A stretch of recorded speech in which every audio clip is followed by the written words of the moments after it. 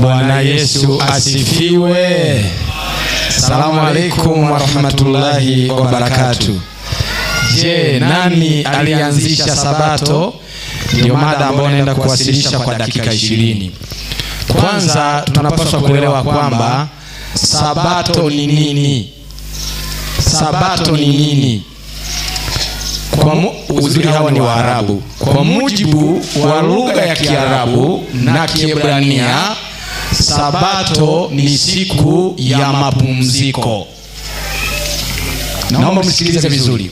Kwa lugha ya Kiarabu na kwa lugha ya Kiebrania, sabato ni siku ya 7 ya mapumziko.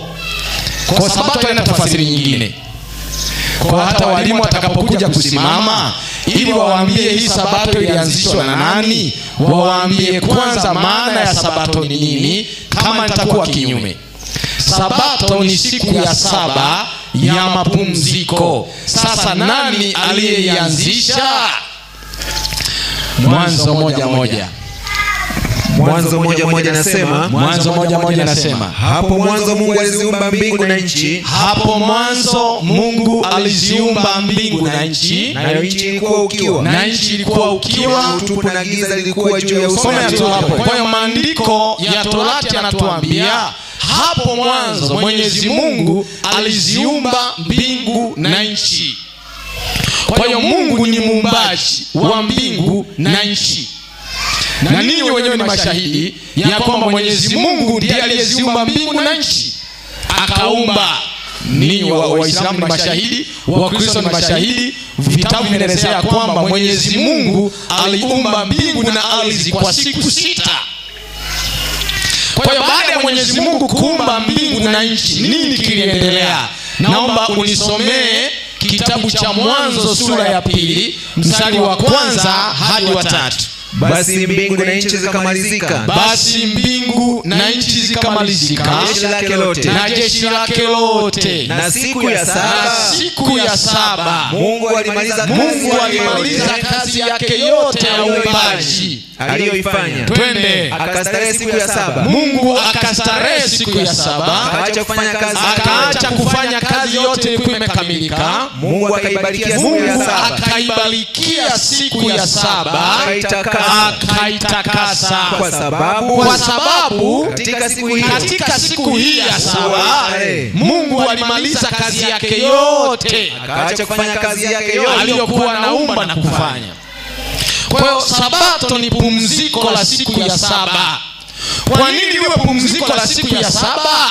Mwenyezi Mungu aliumba mbingu na ardhi kwa siku 6, na hii siku ya 7 alikuwa amemaliza kazi yake yote. Maandiko ya Torati yanasema Mwenyezi Mungu akaibariki siku ya 7 na akaitakasa. Kuitakasa ni neno kutoka lugha ya Kiebrania likimaanisha kuitenga. Akaitenga kwa ajili ya ibada. Kwa hiyo Mungu mwenyewe ndiye anaanzisha sabato. Je, Qur'ani inasema Mwenyezi Mungu aliumba mbingu na ardhi kwa siku ngapi? Qur'ani sura Al-Araf aya 54. Mwalimu wangu nipigie Qur'ani. Qur'ani 7:54. Qur'ani 7:54. Naomba nipigie shehe wangu hapo, mwalimu wangu. Qur'ani 7 na ile aya ya 54. Twende. Qur'ani 7 na ile aya ya 54. Twende mwalimu wangu. Inasema, twende. Inna rabbakum alladhi khalaqa as-samawati wal arda. Twende. 6 ayyam. Wastawa 'ala al-'arsh. Inasema, ndio. Hakika Mola wenu ni Mwenyezi Mungu. Hakika Mola wenu ni Mwenyezi Mungu. Aliyeziumba mbingu na ardhi kwa siku 6. Kisha akatawala juu ya ardhi yake. Jamani, Bwana asifiwe. Hiyo ni Qur'an tukufu. Inasema Mwenyezi Mungu akaumba mbingu na ardhi kwa siku 6, na kisha siku ya 7 akatawala juu ya ardhi yake. Kwa hiyo sasa tunaposema sabato, unajua lazima hawa waelewe. Asije akasema sabato ni dini. Hapana, sisi wa sabato ni Wakristo tunaopumzika siku ya 7. Sabato maana yake ni pumziko la siku ya saba, ambalo nani alianzisha? Ni Mungu mwenyewe, baada ya kuumba mbingu na ardhi kwa siku 6. Mwalimu wangu, nisomee kitabu cha Kutoka 20 mstari wa 10. Kutoka 20:10 inasemaje? Lakini siku ya saba, lakini hii siku ya saba, Sabato ya Bwana Mungu ndiyo Sabato. Hiyo naomba muelewe. Siku ya saba ndiyo Sabato. Ndio maana tukasema Sabato ni pumziko la siku ya saba, ambalo wanadamu wanapaswa kufanya ibada. Maliza mwalimu wangu. Lakini siku ya saba ni Sabato ya Bwana Mungu. Kwa Mungu akatangaza hii siku ya saba ambayo alikuwa amekamilisha kazi ya uumbaji wake. Mungu mwenyewe akaitangaza kwenye Torati ya kwamba lakini siku ya saba ndiyo Sabato. Kwa hiyo unapaswa kuelewa, tunapozungumzia Sabato ni siku ya saba, ni sawa na kuuliza ya kwamba ibada ya siku ya saba ilianzishwa na nani? Na Mungu mwenyewe, na akaagiza ishikwe. Torati 5:12. Torati 5:12 Torati inasema, twende mwalimu wangu, inasema ishike siku ya Sabato. Mwenyezi Mungu anasema katika Torati, ishike siku ya Sabato uitakase kama Bwana Mungu wako. Kama Bwana Mungu wako. Hii eleweke, uishike Sabato. Kwa nini? Kwa sababu Bwana Mungu wako amekuamuru. Kwa hiyo ibada ya siku ya Sabato iliamriwa na Mwenyezi Mungu Subhanahu wa Ta'ala, baada ya kufanya mbingu na ardhi kwa siku 6, na ya saba akaifanya kuwa Sabato. Sabato ni pumziko la ibada katika siku ya saba. Bwana Yesu asifiwe. Amen. Hiyo lazima ieleweke.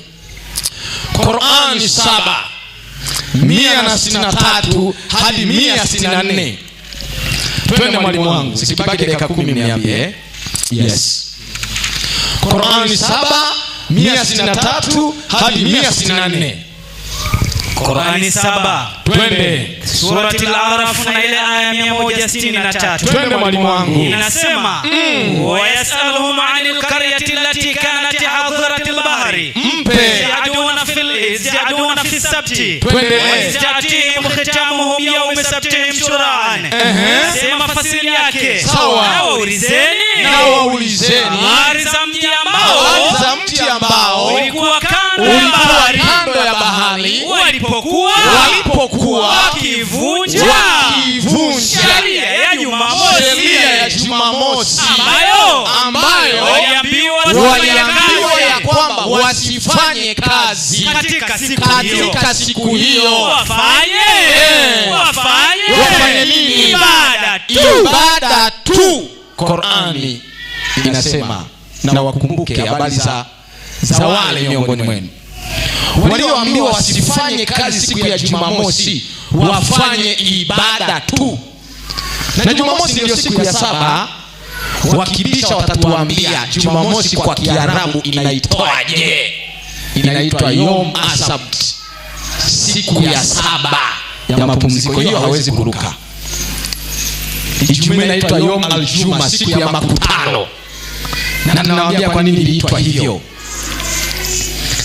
Kwa sasa Mwenyezi Mungu anasema katika Qur'ani, waliamrishwa siku ya Jumamosi ambayo ni siku ya saba wasifanye kazi yoyote, wafanye ibada tu. Hebu soma 64. Kazi yao ilikuwa nini? 64 katika hiyo aya tu. 64. Twende mwalimu wangu. 64 inaendelea, inasema 164. Sawa. Surati Al-Araf ambayo ni sura ya 7 aya 164. Twende mwalimu wangu. Inasema, Twende. na wakumbushe wakati baadhi ya watu katika hao waliposema waonya walioivunja heshima ya Jumamosi kwa kuvua na hali ya kuwa walikuwa wamekatazwa. Waliposema pana faida gani waonya watu ambao Mwenyezi Mungu atawaua wanavunja Jumamosi Mwenyezi Mungu aliwaonya, lakini mtume anasema Mwenyezi Mungu anasema kuna haja gani ya kuwaonya watu ambao Mwenyezi Mungu atawaadhibu kwa adhabu kali? Na ukisoma hiyo aya ya 166, Mwenyezi Mungu alitoa laana kwa wale ambao walikuwa wakiendelea kuvunja siku ya Jumamosi wakati hawataka kufanya ibada. Mwenyezi Mungu amesema fanya ibada, Mwenyezi Mungu alitoa laana kwao. Soma 166 aya yake hiyo, Qur'an 7:166. Qur'ani 7 sura al-Araf na ile aya 166. Twende mwalimu wangu. Nitaisoma kama ifuatavyo. Qur'ani inaendelea inasema ya kwamba twende 166 na walipotakabari wasiache waliokatazwa tuliwaambia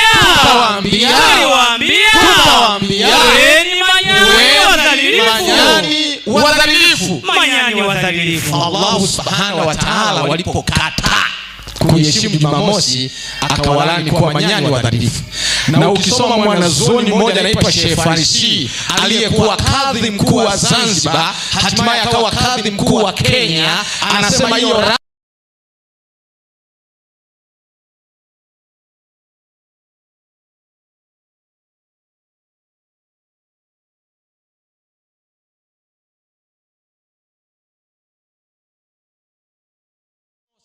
ni amri ya nani? Ni amri ya nani? Nifungulia Qur'ani 4:47. Amri ya kufanya ibada siku ya Jumamosi Sabato ni amri ya nani? Qur'ani 4:47 Qur'ani. Ile aya 47. Twende mwalimu wangu. Qur'ani 4 na ile aya 47 inasema ya ayyuhalladhina utul kitabu aminu bima nazzalna musaddiqan lima ma'akum min qablikum. Kisha hapo naendelea nasema fasiri yake, enyi mliopewa kitabu aminini tulioyateremsha yale yaliyo nanyi kabla hatujazigeuza nyuso zenu tukazipeleka kisogoni, au kabla ya kuwalaani kama walaani watu waliohalifu tukufu wa Jumamosi, kama tulivyowalaani waliohalifu tukufu wa Jumamosi. Na amri ya Mwenyezi Mungu lazima kufanywa. Bwana asifiwe. Kwa mujibu wa Qur'ani, amri ya kuheshimu Jumamosi ni ya Mwenyezi Mungu Subhanahu wa Ta'ala. Tafsiri ya Barwani, Qur'ani 2:65 na 66. Sikibaki 5 mniambie. Qur'ani 2:65 na 66. Tafsiri ya Barwani. Twende taratibu. Tumeshamaliza ibada ya Jumamosi Sabato, ni amri ya Allah Subhanahu wa Ta'ala. Hiyo imeisha. Sasa tunaendelea tu kuwakumbusha mengine tu wapendwa. Naomba soma Qur'ani 2:5 hadi 66. Nitaisoma kwa lugha ya peponi. Inasema walaqad alimtumul ladhina ihtadaw minkum fi sabti qulna lahum kunu qiradatan khasi'in. Sawa. Inasema fasiri yake inasema katika Qur'ani chapa ya Barwani, hakika mmekwisha kuyajua ya wale miongoni mwenu walioivunja Sabato, yani siku ya mapumziko. Bwana asifiwe. Amen. Sabato ni siku ya nini? Ya mapumziko. Ni Qur'ani unasoma au Biblia? Qur'ani al-Karim. Jamani, Sabato ijayo Waislamu karibuni tupumzike pamoja. Amen. Nurahibukum. Semeni inshallah. Njoni tupumzike pamoja.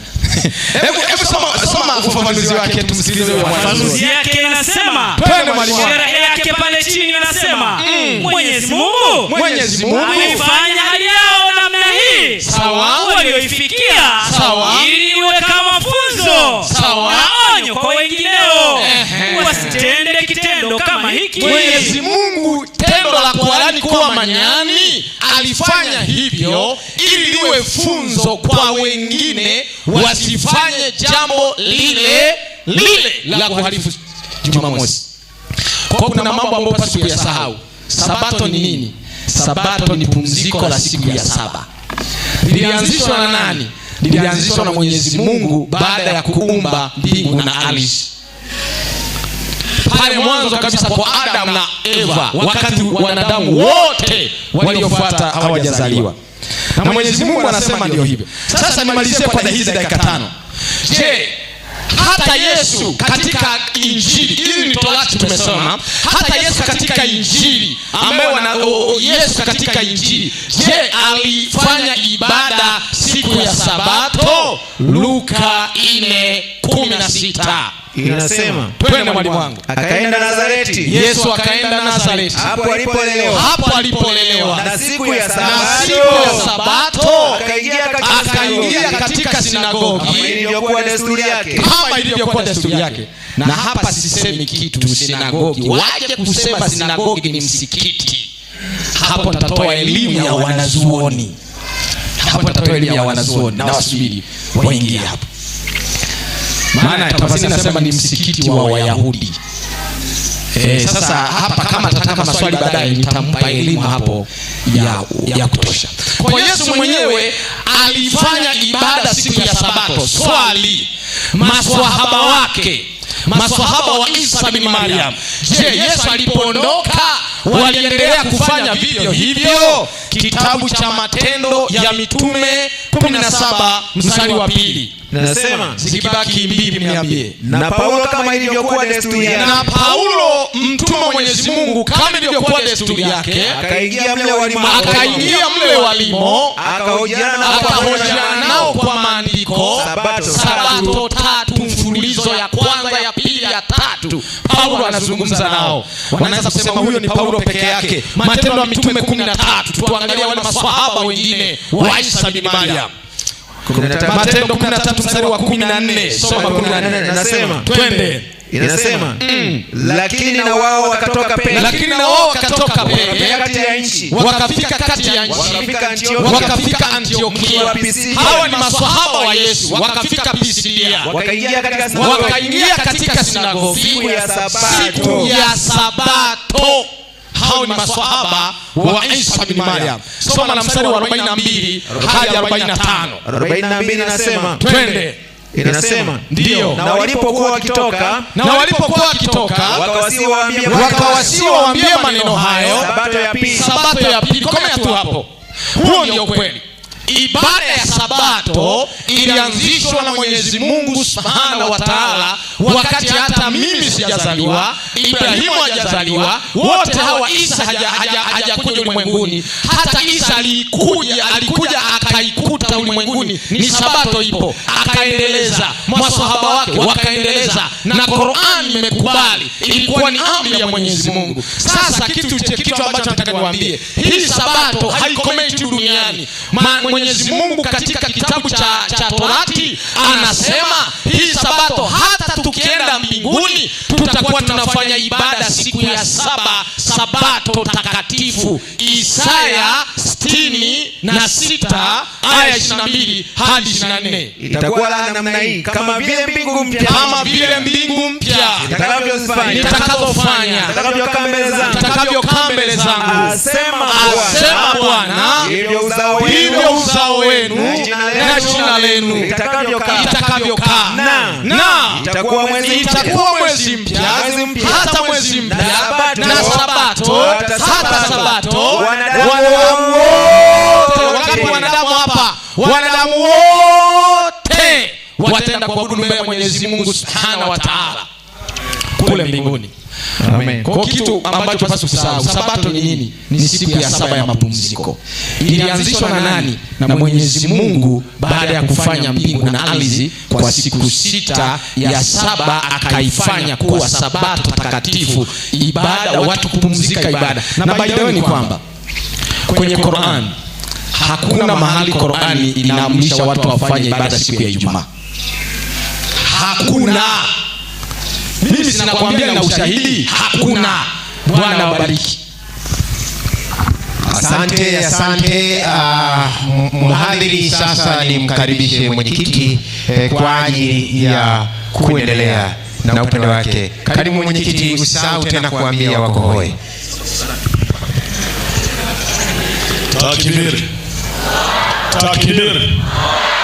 Takbir.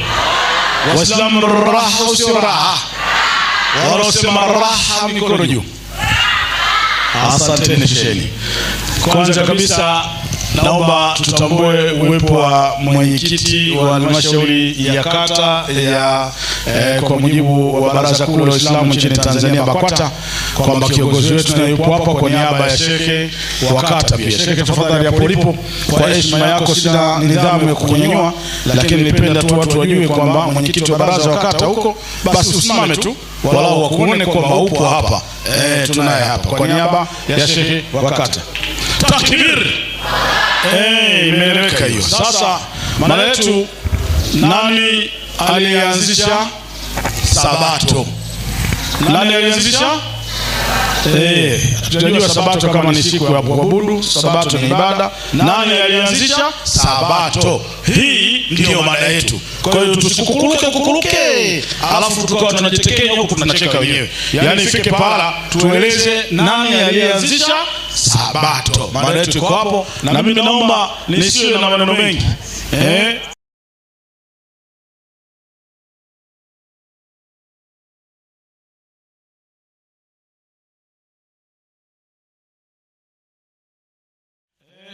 Sheikh Suleiman Mbogo, mwalimu sio mwalimu wa Sunday, sio mwalimu wa usiku.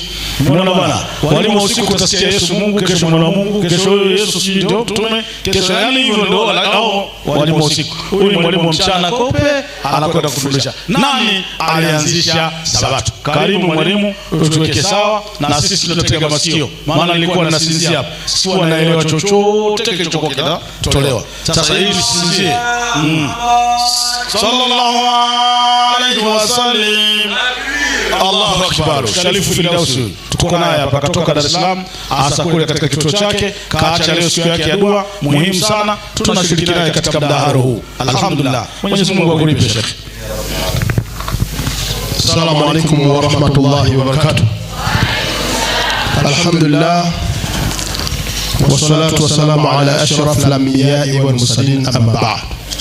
Verily God was, and He sees the way He was even before create time and space. He is all along immutable. He knows what was, and He knows what is, and He knows what is in store, and He knows the non-existent, and the non-existent have been there. He knows the non-existent how would that be. Wassalatu wassalamu ala ashrafil anbiya'i wal mursalin, amma ba'd. Ndugu zangu watukufu wa Islam, baada ya kushukuru Allah subhanahu wa ta'ala, Mola mlezi ambaye ametumba sisi na wale wa kabla yetu kwa makusudio mazima ya kuweza kumchaia Allah subhanahu wa ta'ala.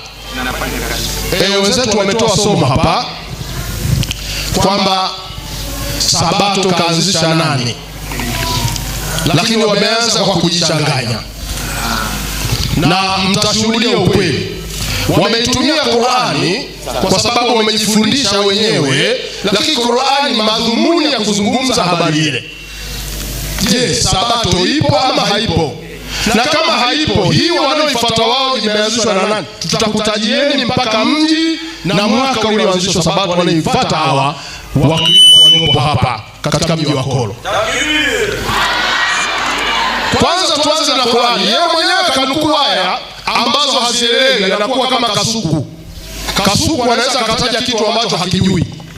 Kwa mfano, ametoa maandiko ndani ya Biblia, akasema Sabato kaanzisha Mungu kwa sababu alipoumba siku sita, siku ya saba akapumzika. Yani maana yake siku ya saba akachoka, Mungu akapumzika. Hivi Mungu anapumzika kwa jamaa? Anachoka?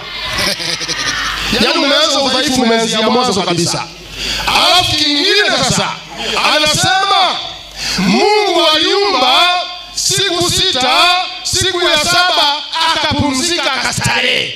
Yani Mungu kama mfano ameenda kwenye hoteli akaamua kupumzika kwa ajili ya mashovu ya kazi aliyoifanya. Wakati Qur'ani inakataa Mwenyezi Mungu ameumba mbingu 7 na ardhi 7, hajamkuta machovu. Wenzetu wanasema Mungu alichoka na alipumzika. Sasa angalia uongo alioanza nao. Hebu kwanza soma Qur'an. Mimi sipendi kuanzia Biblia. Qur'an sura ya 7 aya 54. 7:54. Sikiliza aya Qur'an inasemaje? Kitabu kilichokuwa na shaka inasema baada a'udhu billahi minash shaitani rajim. Naam. Bismillahir rahmanir rahim. Anasema Mwenyezi Mungu katika sura ya 7 aya ya 54. Naam. Anasema hivi. Soma. Samaki mbichi huyu na mkaanga mwalimu. Nenda speed kidogo. Hakika Mola wenu ni Mwenyezi Mungu aliyeziumba mbingu na ardhi kwa siku 6. Aliyeziumba mbingu na ardhi kwa siku 6. Kisha akatawala juu ya arshi yake. Ufunika usiku kwa mchana, ufuatia upesi. Ndio. Na ufunika mchana kwa usiku, ndio. Ufuatia upesi. Inatosha. Angalia aya katoa mwenyewe ushahidi kwamba Qur'ani inathibitisha Mungu ameumba mbingu na ardhi kwa muda wa siku 6. Twende kwenye aya yake tuone siku 6 kweli. Mwanzo 2:1. Sikilizeni mwenyewe afu muone hao hawajui maandiko. Hiyo aliyetoa anaitumia hiyo na mtaona sio siku 6. Angalieni hapa tunaona. Mwanzo 2:1 inasemaje? Basi mbingu na nchi zikamalizika. Na jeshi lake lote. Ndio. Na siku ya 7 Mungu alimaliza kazi yake yote aliyoifanya. Rudia tena siku ya 7. Rudia tena hapo siku ya 7. Siku ya 7. Siku ya 7 Mungu alimaliza kazi yake yote aliyofanya. Rudia tena. Na siku ya 7 Mungu alimaliza kazi yake yote aliyofanya. Tulia. Hapo kuna siku 6. Siku ya 7 Mungu alimalizia kazi. Maana siku ya 7 alifanya kazi akamalizia. Sasa 6 ziko wapi hapo? Unaona uongo. Kwa hiyo siku ya 7 Mungu alifanya kazi akamalizia. Kama alijenga nyumba akabakisha choo, siku ya 7 akamalizia choo. Sasa alifanya siku ya 7. Sio siku ya 6 wewe. Hao elimu hawana. Kwa hiyo baada ya kuona sasa akaamua kuingia ndani ya Qur'an. Sasa napeleka darasa kanisani. Akasoma Qur'an sura ya 7 aya 163. Tunairudia, alafu sikilizeni kilichofundishwa na mwisho wa wote mtajua sabato wanaoifuata hao imeanzishwa na nani. 163 Qur'an. Naam. Inasema a'udhu billahi minash shaitani rajim. Bismillahir rahmanir rahim. Nawaulizeni habari za mji ambao ulikuwa kando ya bahari. Tulieni. Kwanza hapa Qur'ani imeanza kwa kusema na waulizeni ambao watu wa mji. Yani habari hizi ni watu wa mji fulani, sio dunia nzima. Kwanza ni sehemu maalumu. Ni mji. Watu wa mji huo. Watu wa mji huo. Sio watu wa dunia nzima. Watu wa mji huo. Walipokuwa wakivunja sheria ya Jumamosi. Jamani, ni watu wa mji. Na tutaujua hata kwa mujibu wa Biblia. Ni mji gani? Twende.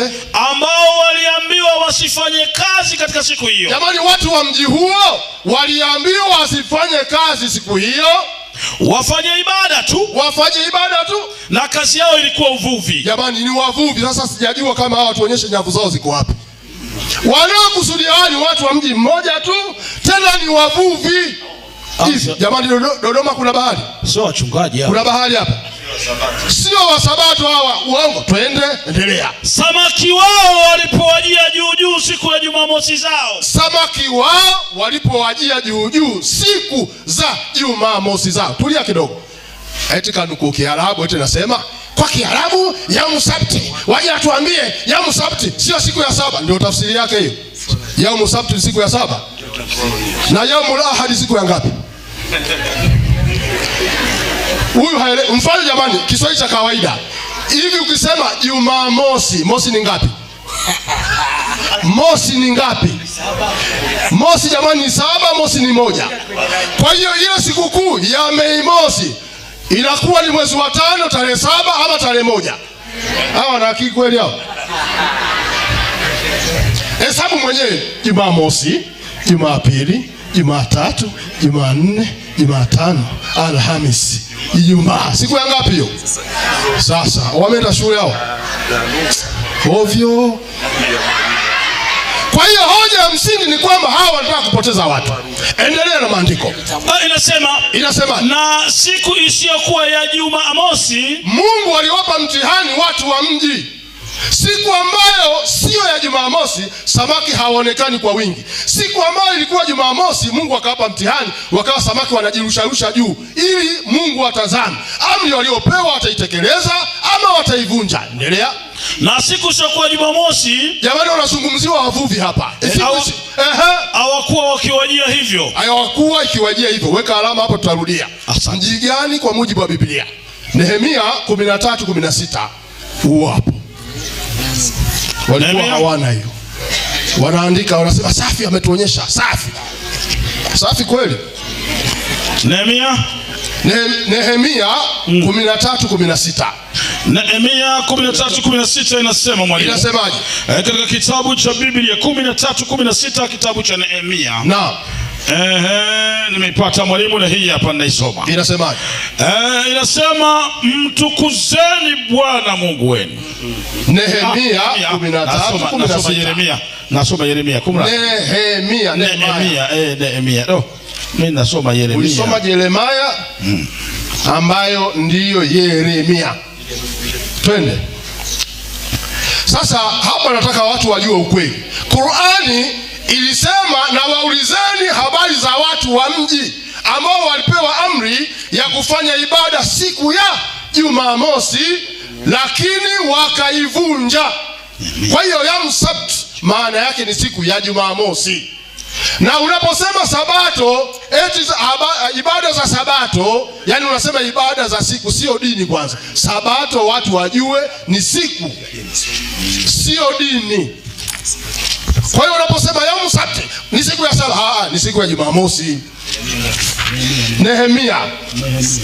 Ukitoka Ezra unaenda Nehemia. Sasa wakati wanaendelea kutafuta andiko, kitu ambacho watu wanatakiwa kufahamu. Umeipata Nehemia? Wewe naomba nisomee kwanza nithibitishe Sabato wanaoifuata hawa wameitoa wapi. Nehemia.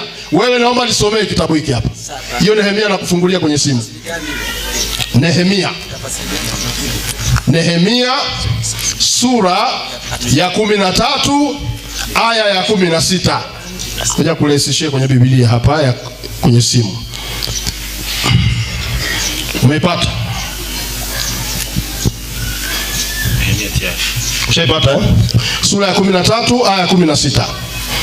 Inasema tena watu wa Tiro. Jamani sikilizeni. Rudia tena. Tena watu wa Tiro. Jamani Tiro ni mji. Tena watu wa Tiro. Tena watu wa Tiro. Tena watu.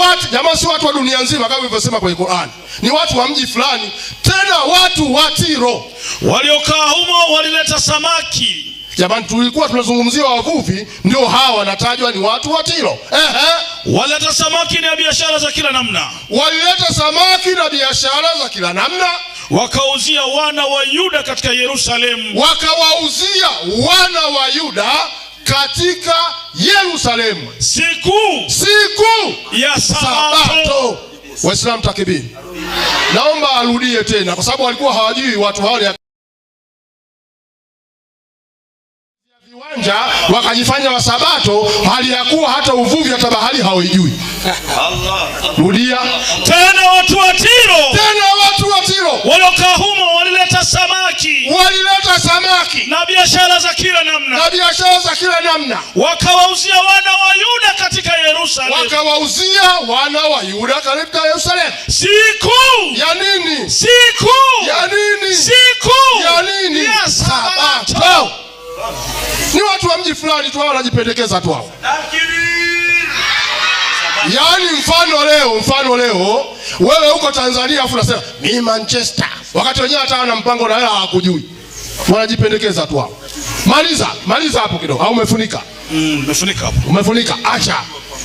Naomba nisomee kitabu cha Cheche za Uasi. Cheche za Uasi. Ukurasa wa 28. Soma hapo. Sikilizeni sasa, hawa Sabato wameitoa wapi? Na wakija wakadushe. Kitabu Cheche za Wasi ukurasa wa 28 inasema, inasemaje? Wasabato. Nani Wasabato? Yawe tunaulizwa kitabu cha kanisa hicho, nani Wasabato? Wasabato ni dhehebu lililoanzishwa na nani? Na mama mmoja aitwaye nani? E.G. White. Ellen Gabriel White. Wapi? Katika mji wa Michigan. Uko Amerika. Na mwaka 1845. Yaani hao ujanja hao wote wameanzishiwa dini na mwanamke. Hao hapo.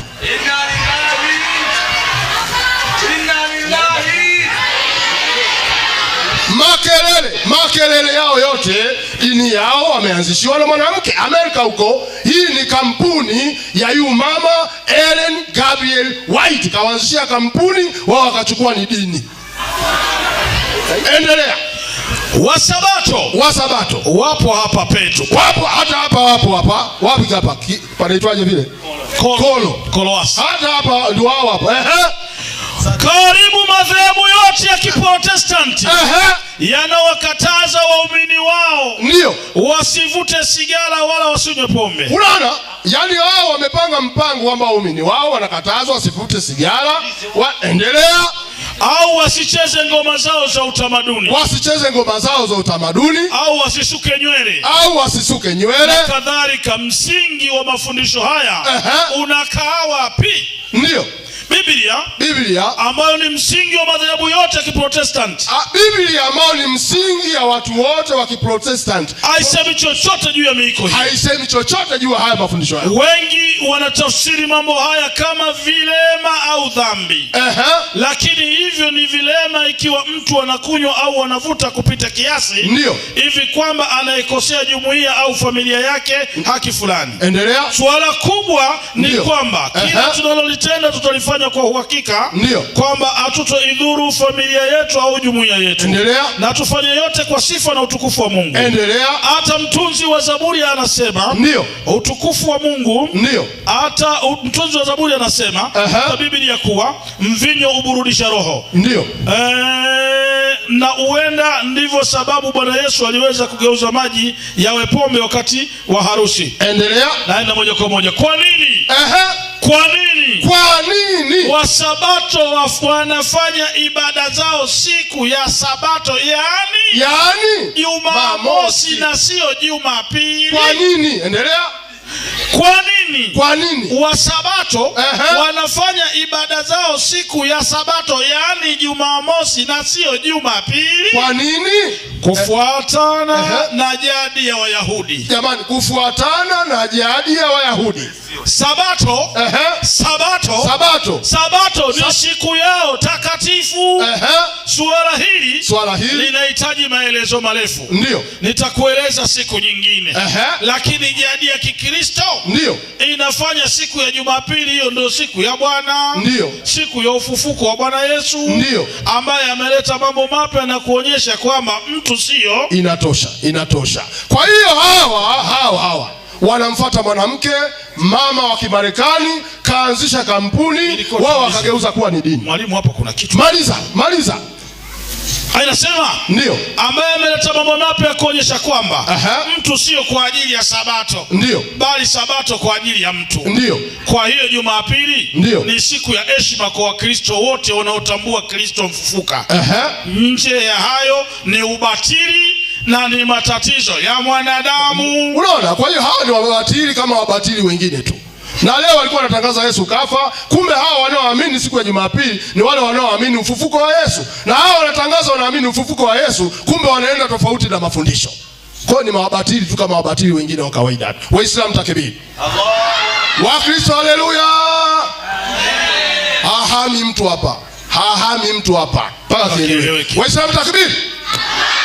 Sasa baada ya kuona maandiko, tumeona maandiko yameweka wazi. Lakini jambo la msingi, naomba rudi katika Qur'an. Nenda katika sura ile ya 7 aya 164. 164 Qur'ani inasema. Ndio. Bismillahirrahmanirrahim. Na wakumbushe ndio wakati ndio baadhi ya watu katika hao waliposema na kuwaonya waliovunja heshima ya Jumamosi kwa kufua na hali ya kuwa wamekatazwa. Waliposema pana faida gani au atawaadhibu kwa adhabu kali papa hapa. Dakika ngapi? Wakasema, subiri, dakika zangu zimebaki chache. Katika mambo ambayo nataka yaweze kufahamika, tumeona mafundisho wa Sabato haya tunaona hapa, mafundisho yao hayakuanzishwa na Mungu, wameanzishiwa na mwanamke. Lakini jambo baya kabisa ni kuonyesha wazi kwamba usabato kama usabato hauna asili, kwa maana asili wanaotaka kutufundisha wanaamini kwamba ni mafundisho ya Mungu, hali ya kuwa vitabu vinakataa.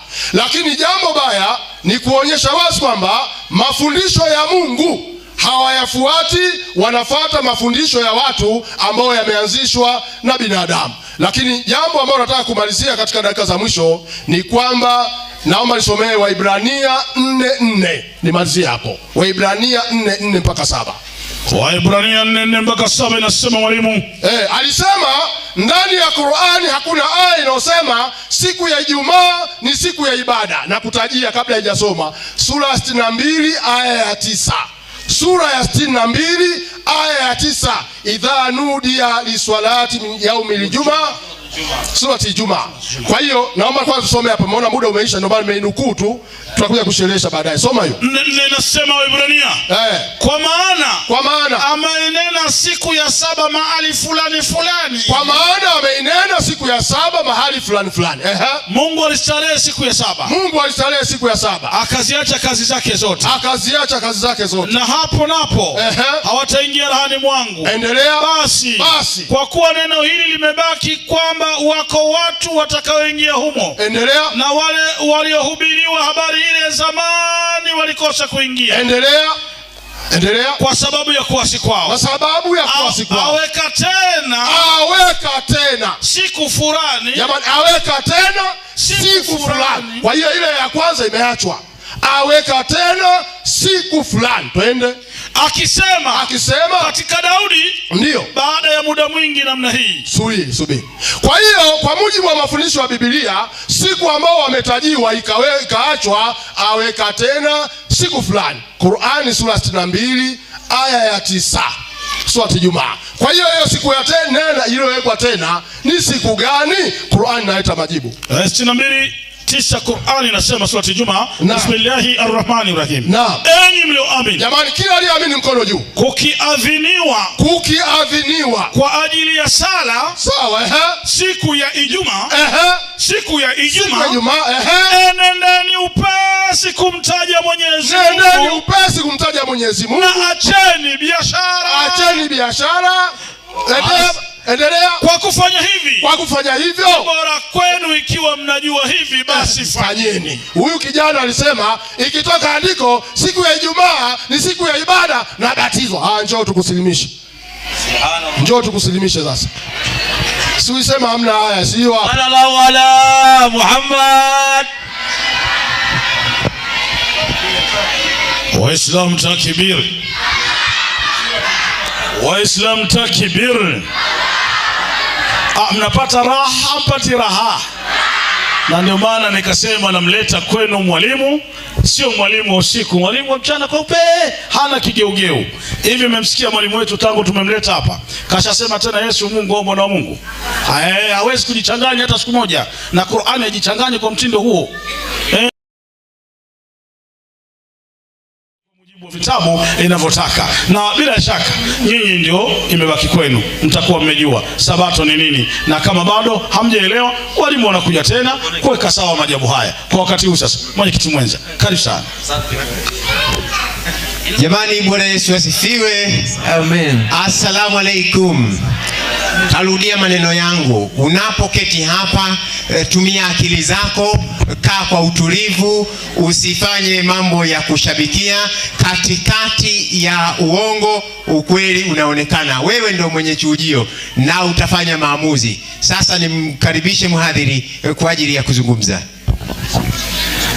Niliahidi kama kuna andiko Ijumaa ni siku ya mapumziko kwa ibada nitasilimu. Niliahidi hivyo. Sasa mwalimu wangu kachomeka vitu ambavyo viko kwenye aya 62 Qur'ani 9. Hiyo aliyoisoma anza nayo ni 10. Yeah. Hiyo aliyosoma anza nayo Qur'ani 62:9. Niwaonyeshe sasa mambo ambayo hajayasema hapa. Qur'ani 62. Twende. Na ile aya ya 9 inasema, twende mwalimu wangu. Ya ayyuhalladhina amanu idha nudiya lis-salati min yawmil jum'ah fas'au ila dhikrillahi wa zarul bay'a dhalikum khairun lakum in kuntum ta'lamun. Sawa. Inasema, tupe tafasiri. Enyi mlioamini kukiadhiniwa kwa ajili ya sala siku ya Ijumaa nendeni upesi kumtaja Mwenyezi Mungu. Ndio. Na acheni biashara. Sasa mimi niwaulizeni, ukiambiwa acha biashara, ulikuwa kwenye biashara au haukuwa kwenye biashara? Ulikuwa kwenye biashara, azana inasikika, acha biashara, na sala ikiisha Qur'ani inasema nendeni mkafanye shughuli zenu. Sio siku ya mapumziko.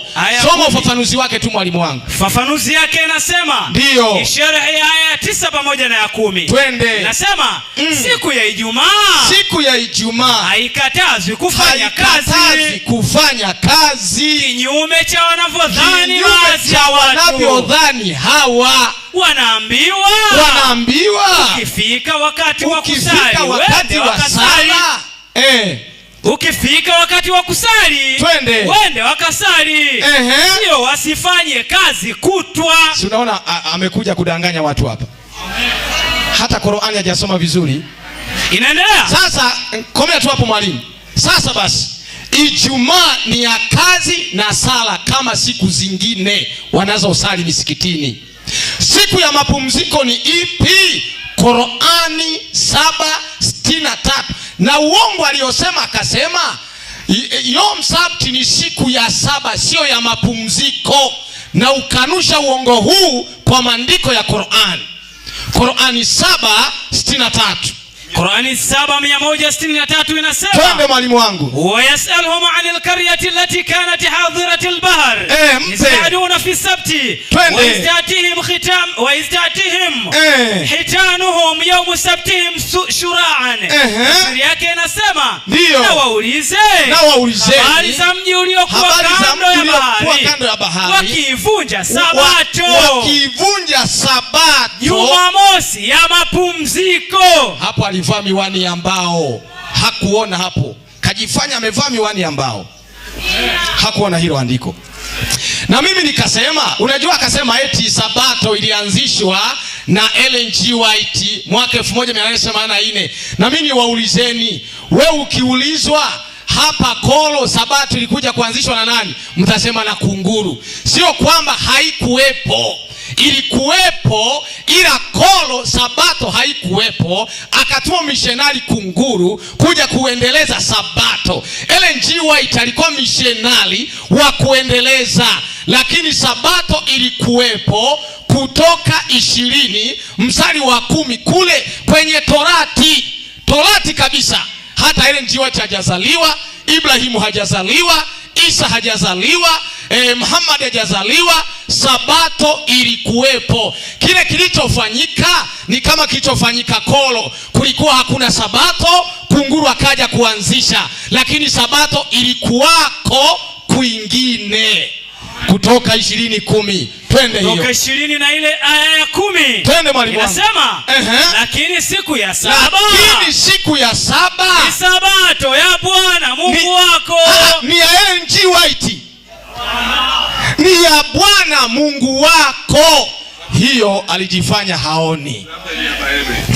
Au ni ya kwangu mimi Bahebe Kashmiri. Sasa kubwa kuliko ambayo hawataki kabisa kupita pale. Qur'ani Barwani 16:124.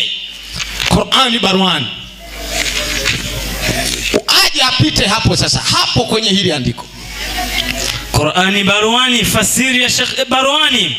Na ile aya 124. Qur'ani 16:124. Surati An-Nahl. Twende. Inasema inma ju'ilat as-sabt 'ala alladhina ikhtalafu fihi wa inna rabbaka yahkumu bainakum yawm al-qiyamah fima kanu fihi yakhtalifun. Inasema hakika siku ya Sabato, Jumamosi. Ati nini? Jumamosi. Hebu soma sherehe ya mwanazuoni Farisi. Hapo sherehe yake inasemaje? Naomba msikilize. Qur'ani inasemaje hapo? Sherehe ya Sheikh Farsi. Hii Barwani. Hii Barwani. Twende. Inasema katika ile aya 124, sherehe yake hapo chini, inasema wala sio kuitunza siku ya Ijumaa. Sikiza mbogo. Wala sio kuitukuza siku ya Ijumaa. Wala sio kuitukuza Ijumaa. Na kuiacha Jumamosi. Kama ilivyo katika Uislamu. Kumbe katika Uislamu haipaswi kuitukuza Ijumaa ukaiacha Jumamosi. Qur'ani hiyo inasema. Hebu endelea. Inasema kuwa ni kukhtilafiana. Kufanya hivyo ni kuhitilafiana. Na alivyokuwa akifanya Ibrahimu. Unaona? Kumbe kutukuza Ijumaa na kuacha Jumamosi unahitilafiana na Nabii Ibrahimu alayhi salam. Jamani, katika Uislamu ni Jumamosi. Natoa wito kwa Waislamu, karibuni Jumamosi tusali pamoja Sabato ya Bwana Mungu wako. Bwana asifiwe. Jamani, Bwana asifiwe. Amen. Ibrahimu alikuwa msabato. Naam. Simseme amina. Ibrahimu alikuwa msabato, na ndio maana Qur'ani inasema kutukuza Ijumaa ukaacha Jumamosi ni kuhitilafiana na Ibrahimu. Au tuongeze 120. Twende mwalimu wangu. Inasema inna Ibrahima kanat ummatin qanitan lillahi hanifa. Sawa. Wa lam yakun minal mushrikin. Inasema hakika Ibrahimu alikuwa mfano mwema na mnyenyekevu kwa Mwenyezi Mungu. Mwongofu wala kuwa mshirikina. Mwenye kuzishukuru neema zake Mwenyezi Mungu. Yeye akamteua na kumuongoa kwenye njia iliyonyooka. Haleluya. 123 inaendelea. Kisha tukakufunulia ya kwamba ufuate mila ya Ibrahimu mwongofu. Tunapaswa tufuate mila ya Ibrahimu. Mila ya Ibrahimu Qur'ani inasemaje? Ni kutukuza Jumamosi na sio Ijumaa. Maliza. Tumalize 124. Twende. Hakika siku ya Sabato. Bwana asifiwe. Wale waliokhtilafiana kwa ajili yake. Jamani, Bwana asifiwe. Amen. Jamani, Bwana asifiwe.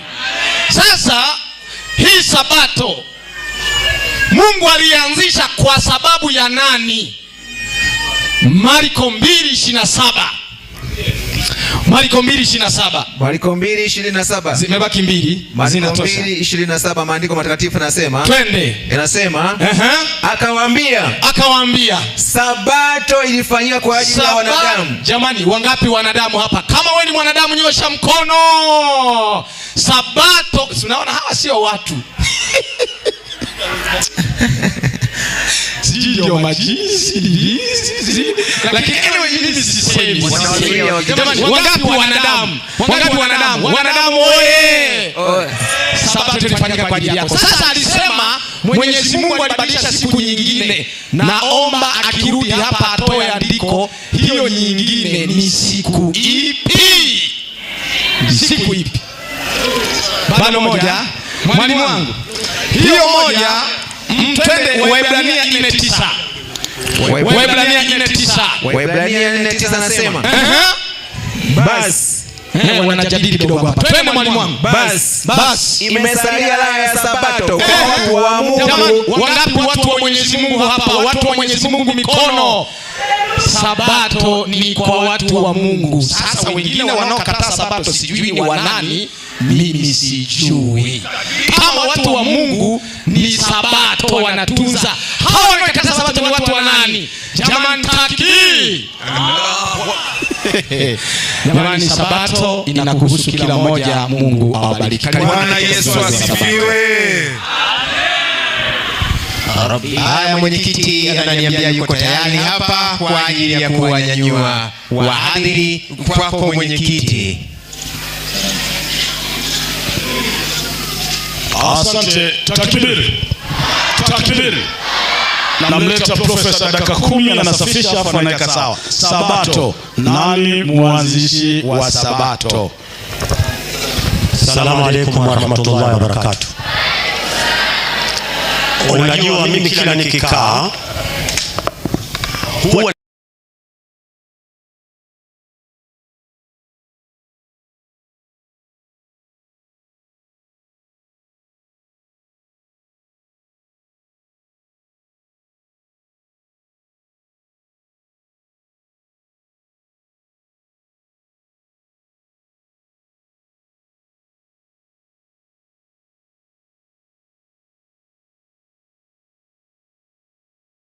ni mtaalam wa kusoma Qur'an.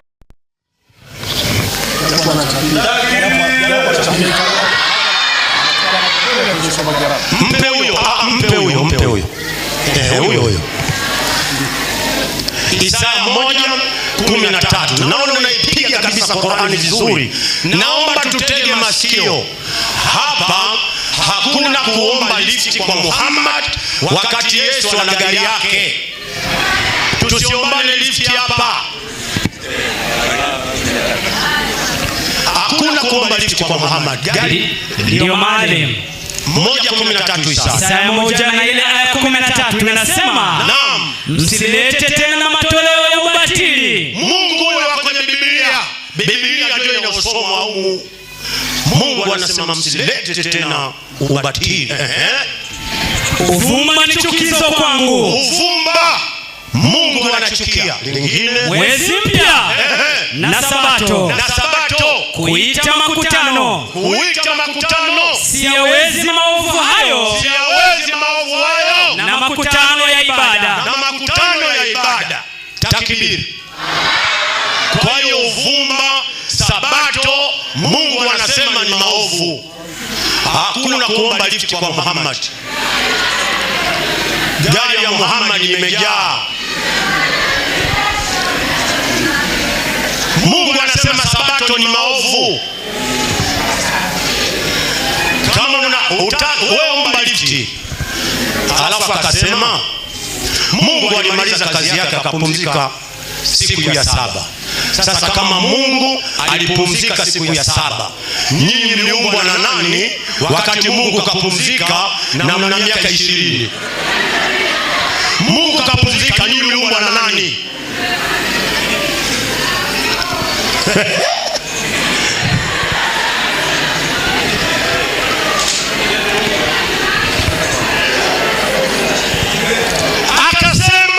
Akakubali kwamba mwanamke Magdalene Helen White yeye kweli kaanzisha kwa sababu ilikuwepo. Biblia inasemaje kuhusu mwanamke? Wakorintho wa kwanza 14:34. Soma wewe. Wakorintho wa kwanza 14 na ile aya 30 na ngapi? 34 inasema, Wakorintho wa kwanza na ile aya 34 inasema, tumieni akili kama iwapasavyo. Wakorintho wa pili wa kwanza 14 na ile aya 34. Afa nilisoma aya 30, nilisoma Wakorintho wa kwanza 15 ni 14 aya 34. Wewe ukikosea tu kichwa changu kinaambia umekosea. Nasema wanawake, rudia tena, wanawake wanyamaze katika kanisa. Subiri, wanawake wa kisabato mnaambiwa mnyamaze katika kanisa. Kwa sababu gani? Maana hawana ruhusa kunena, bali watii kama vile inenavyo Torati nayo. Safi. Endelea. 35 nao wakitaka kujifunza neno lolote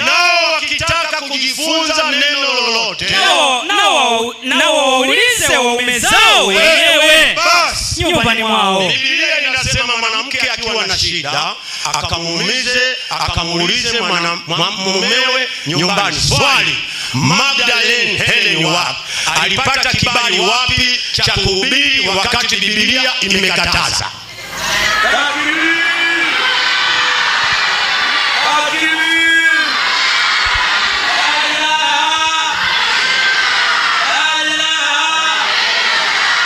Akasema Sabato ni siku ya kupumzika wa Kristo. Uongo. Mungu wa kwenye Qur'an hajasema Sabato ni siku ya kupumzika watu wote. Uongo. Ukija hapa utoe. Akasema, mimi namnukuu, nataka kumalizia tu. Mimi wala sipumzika. Akasema hivi, kuna mtume anaitwa Paulo naye alithibitisha Sabato. Wewe aliyekuambia mtume Paulo ni mtume nani? Katumwa na nani? 12 Mathayo. Soma wewe hapo. Mathayo 10 na ule mstari wa 2 unasema, na majina ya hao mitume 12 ni haya. Endelea. Wa kwanza Simoni aitwaye Petro. Andrea nduguye. Wa pili Yakobo na Zebedayo. 3 na Yohana nduguye. 4 Filipo na Bartholomayo. Tomaso na Mathayo mtoza ushuru. Yakobo Alfayo na Thadayo. Simoni Mkananayo na Yuda Iskarioti naye ndiye mwenye kumsaliti. Weka alama hapo Paulo. Kama huyu kasema na Paulo mtume alisema, kuna mtume Paulo hapo. Sasa tunamuuliza Yesu ni kweli wewe kuna pumziko? Yohana 5:17. Soma mwenyewe.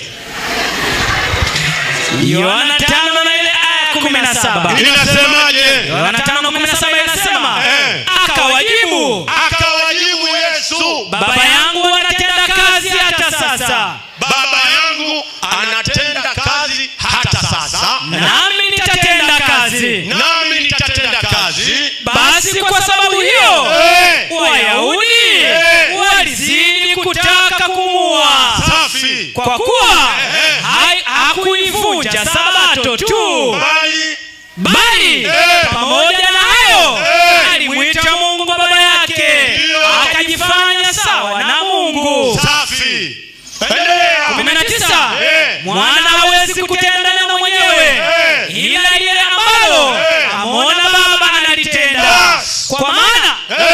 Kwa maana andiko linasema Wayahudi walitaka kumpua Yesu kwa sababu anatenda kazi kila siku. Aya sio hapo. Kuna pumziko hapa, kapumzika wapi? Ili tufanye mfano, tuseme mfano. Akasema Jumamosi imetajwa kwenye Qur'ani. Sasa mimi naacha hapa. Ukitoa aya kwenye Biblia, Mungu anasema Sabato ni Jumamosi, alafu ukatumia kuwaita Waislamu, karibuni Jumamosi tufanye ibada.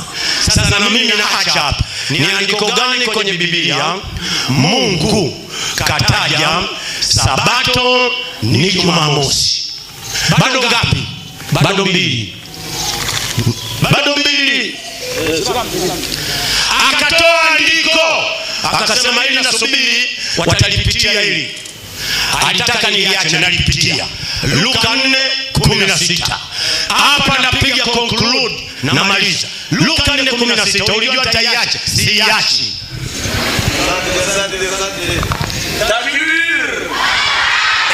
Eti aliniogopesha nisitoe. Mimi naogopaga mtu. 4:16 Luka inasema, akaenda Nazareti hapo alipolelewa. Akaenda Nazareti Yesu hapo alipolelewa. Na siku ya Sabato. Tulia hapo. Naomba kwa Sabato, na Waislamu sikilizeni, na siku ya Sabato.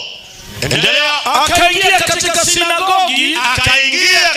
sinagogi kama ilivyokuwa desturi yake. Basi akaingia kwenye sinagogi kama ilivyokuwa desturi yake.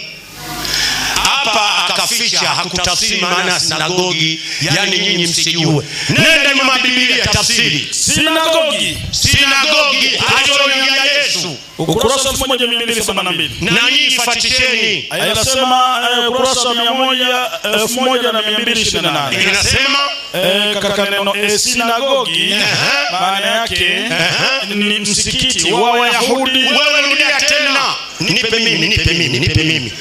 mimi. Sio unaangalia kwako. Soma hiyo. Ukurasa 1229. Sinagogi ni nini? Sinagogi, sinagogi, msikiti wa Wayahudi. Basi jamani, ni Biblia. Warangi wakiingia kanisani wanakuwa dini gani? Warangi wakiingia kanisani wanakuwa dini gani? Kwa Kristo. Warangi wakiingia msikitini wanakuwa dini gani? Wayahudi wameingia msikitini wamekuwa dini gani? Waislamu. Yesu akaingia msikitini siku ya Sabato akawa dini gani? Kwa nini nyinyi Sabato mnaingia kanisani wakati Yesu kaingia msikitini? Tena sio kaingia tu kafanya ibada. Tulia kwanza, mimi nimeweka pending. Bado ngapi? Salamu alaykum. Wa alaykum salaam. Sallallahu alayhi wasallam. Waislam takbir. Waislam kunja ngumi. Hebu zungusha mkono wako, zungusha nikuone. Kurekebisha kwa tena na tena. Takbir. Allah Takbir. Allah Takbir. Allahu Akbar. Subutu amin tu hapa mpaka kieleweke. Inshallah kwa wakati huu sasa napeleka kwa mwenyekiti mwenza. Ni wakati wa maswali sasa. Wakati wa maswali, karibu. Haya jamani, Bwana Yesu asifiwe. Naam. Sasa ni wakati wa maswali. Swali litaulizwa kwa dakika 3 na majibu yatatolewa dakika 5. Endelea kuchuja. Usije ukashangilia hapa na ukajisahau kwamba umekuja kujifunza. Kwa hiyo chukua yale yanayozungumzwa yaliyo ya kweli na ya haki kwa mujibu wa mafundisho. Haya, namleta kwenu mhadhiri.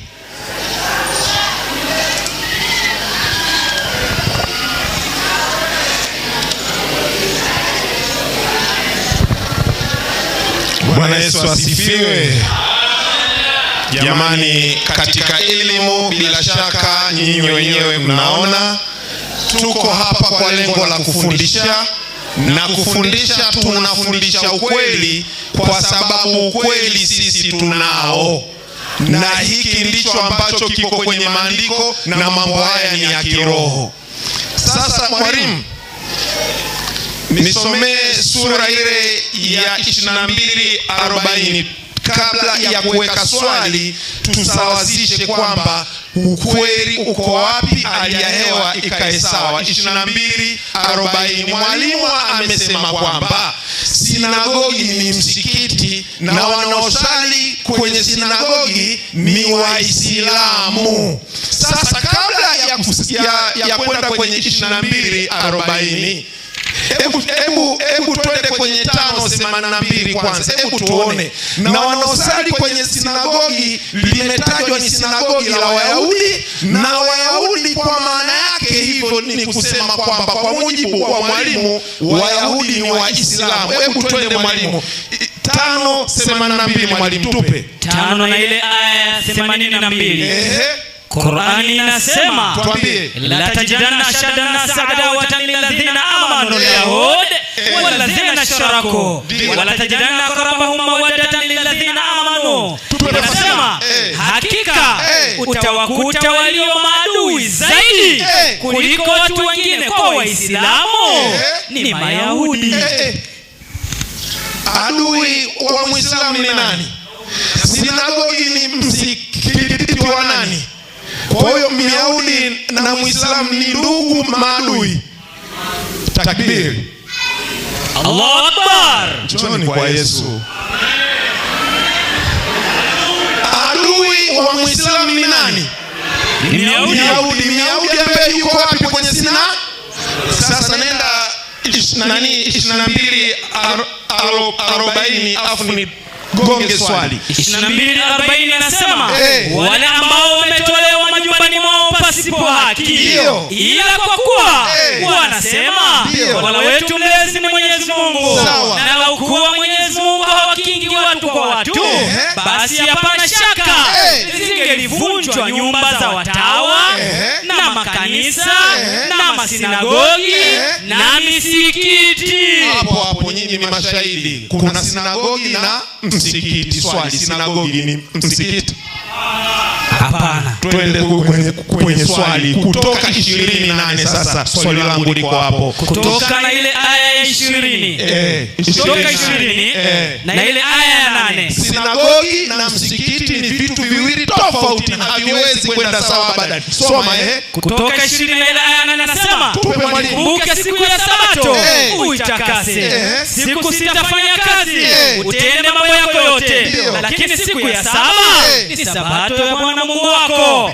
Andiko linasema siku ya saba ni Sabato ya Bwana Mungu wako. Sasa nataka mwalimu aje hapa aniambie siku ya saba ni Sabato ya Ellen G. White na Sirimu hapa. Jina langu ni Saidi, nimeshachagua. Haya, asante. Ni mnyanyue mwenyekiti kabla hakujapoa. Mwenyekiti tafadhali.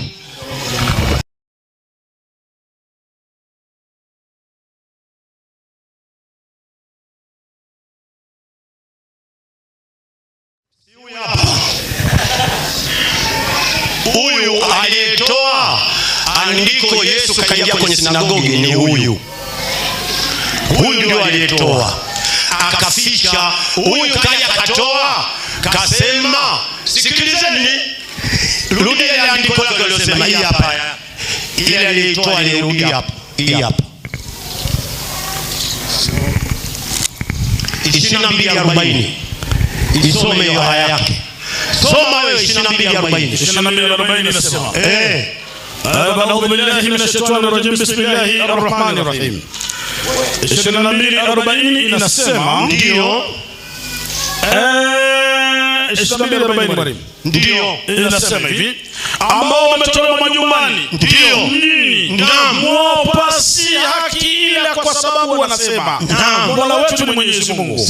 Na kama Mwenyezi Mungu angeliwakinga, asingeliwakinga watu baadhi yao kwa wengine, bila shaka yangelivunjwa mahekalu na makanisa na nyumba zingine za ibada na msikiti ambapo jina la Mwenyezi Mungu linatajwa humo wingi. Umeona, mimi nikaja hapa nikasema Yesu aliingia kwenye sinagogi. Nimenukuu,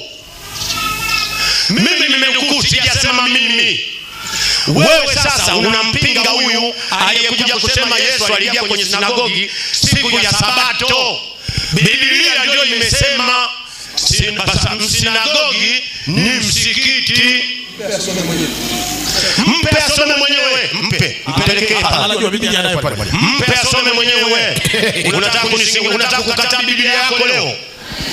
Unakataa Biblia yako? Unakataa Biblia yako? Soma hilo neno la hapo juu. Hapo juu hilo lilopigiwa mstari. Maelezo kwenye Biblia takatifu, soma. Maelezo ya maneno. Naam. Inasema sinagogi ni nini? Maana yake ni msikiti wa Wayahudi. Nimesema mimi au Biblia? Maelezo ya maneno yako katika kitabu gani? Yako katika Biblia kwenye fafanuzi nyuma. Kwa hiyo Biblia iliyoandikwa kwa Roho Mtakatifu inafafanua kwamba sinagogi ni nini. Hamtaki kujibu. Nirudishie Biblia yangu. Asharudisha mwalimu zamani. Umesharudisha. Kwa hiyo huyu na Waislamu ni maadui. Kwani wewe utaki kuelewa? Laiti ungeelewa hii aya usingeileta. Yesu alikuwa ni Myahudi, lakini aliingia katika msikiti. Hivi Yesu anaweza kuwa ni adui? Na kuulizeni nyinyi, Yesu anaweza kuwa ni adui? Jibu swali unaloulizwa. Narudia, Kutoka 28 akasema hii aya, naomba aya, Biblia ni Sabato imeanzishwa na E.G. White. Aliyetoa ni huyu, kwamba G. White alianzisha.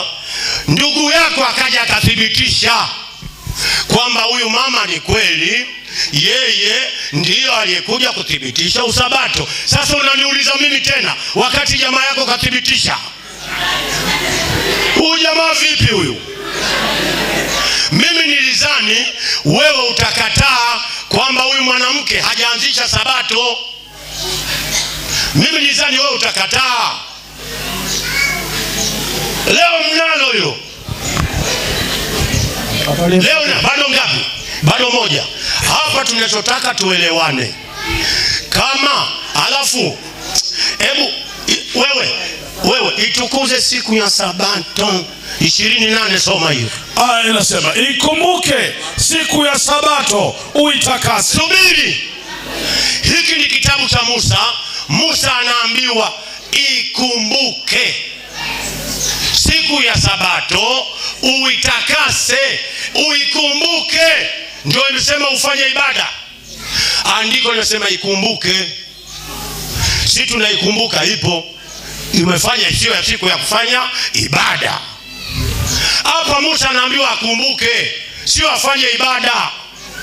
Rudia tena. Ikumbuke siku ya Sabato, siku ya Sabato uitakase. Bas, ikumbukeni muitakase. Mmeambiwa mfanye ibada. Asalamu alaykum. Wa salamu. Muhammad sallallahu alayhi wasallam. Waislam takbir.